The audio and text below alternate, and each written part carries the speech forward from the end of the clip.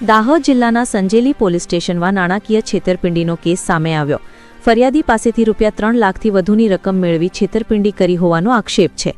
આ કેસમાં પોલીસે વધુ તપાસ હાથ ધરી છે અને જરૂરી પુરાવા એકત્રિત કરવામાં આવી રહ્યા છે।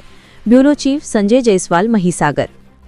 મારા ત્યાં મારું નામ ચંદ્રપ્રકાશ જગન્નાથ માલવી છે અને મારા ત્યાં તિજોરીની અંદરથી ₹3,20,000 ચોરી થઈ છે। તેમાં બહાર પડ્યું તેમાં રવિ સિંધી છે અને બીજો સુનેનાબેન જૈન છે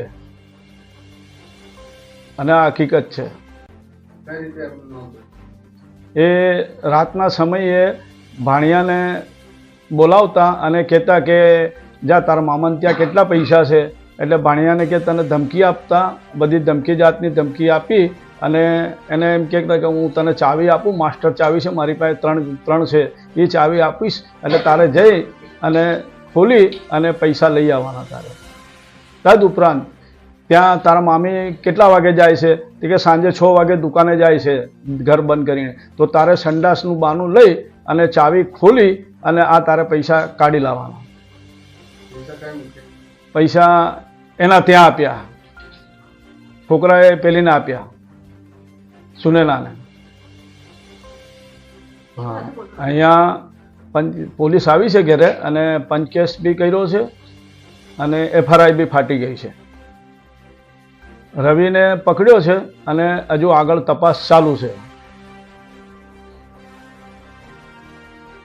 અમારા ત્યાં મારો ભાણિયો રહે છે, એ ભાણિયાને સામેવાળા સુનેના જૈન સામે ઘર છે, સુનેના જૈને એમની માસ્ટર ચાવી આપી અને કે 3 ચાવીમાંથી ગમે તે એક ચાવી લાગશે, તું લગાડીને તારા તિજોરીમાંથી તારા મામાના પૈસા કાઢી લે। તો મારા ભાઈના 3,20,000 બાબાએ થોડા કરીને કાઢી લીધા છે અને એના ઘરે આપતો, અને એમાંથી સુનેના જૈન અમુક વસ્તુઓ લાવી છે। એમાંથી જે આઈફોન છે એ લીમડી પૂજારામાંથી લાવી છે અને છોકરાને લેવા ગયા ત્યારે શું કીધું કે તારા નામનો ફોન લઈશું, અને ત્યાં જઈને એને પોતાના નામનો ફોન લીધો અને છોકરાને કહે કે તું વિડીયો ઉતાર પણ એમાં પેમેન્ટ આવું ના જોઈએ, તો પણ છોકરાએ ચાલાકીથી પેમેન્ટનો પૈસાનો ફોટો આવી ગયો છે, એની અંદર 500નું બંડલ પડેલું છે।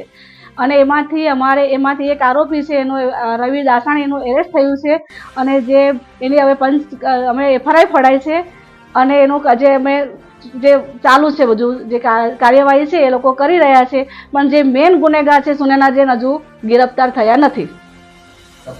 તપાસ ચાલુ છે એની। મારું નામ મુકેશ અંસેરિયા।